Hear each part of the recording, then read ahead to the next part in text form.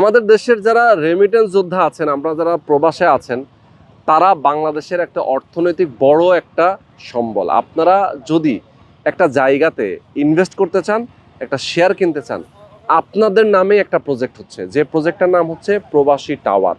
এই প্রবাসী টাওয়ারে আপনারা ইনভেস্ট করে নিজেরা যদি একটা অ্যাপার্টমেন্টের মালিক হতে চান, সেক্ষেত্রে মাসে মাসে কিস্তিতে অল্প অল্প করে টাকা পরিশোধ করতে পারবেন। এই প্রজেক্টটা মূলত আমার নিজের প্রজেক্ট। এখানে আমরা জমির শেয়ার বিক্রি করছি। টোটাল জমির পরিমাণ 20.68%। 3 দিকে রাস্তা আছে, মানে আপনাদের পছন্দের মতো একটা জায়গা, যেখানে আপনারা পছন্দ করবেন সেরকম একটা জায়গা নিয়ে আমরা হাজির হয়েছি। এবং সামনের রাস্তাটা দেখতে পাচ্ছেন, এটা বর্তমানে রয়েছে 12 ফিটের প্রশস্ত রাস্তা। এটা 30 ফিট প্রশস্ত হবে।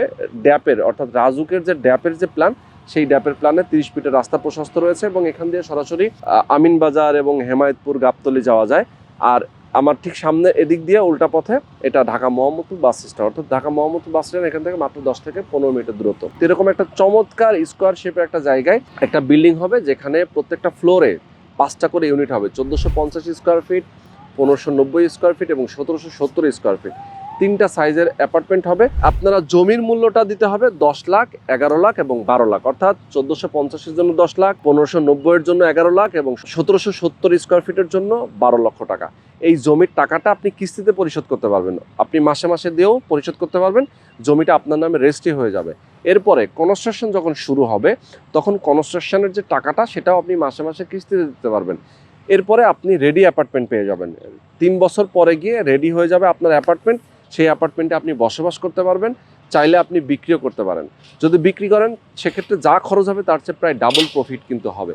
তো বলবো, আপনারা টাকাটা এদিক সেদিক নষ্ট না করে, যেহেতু আপনারা অনেক কষ্ট করে টাকা ইনকাম করেন, ব্যাংকে রেখে অনেক সময় সুদের ইনকামটা আপনারা চান না।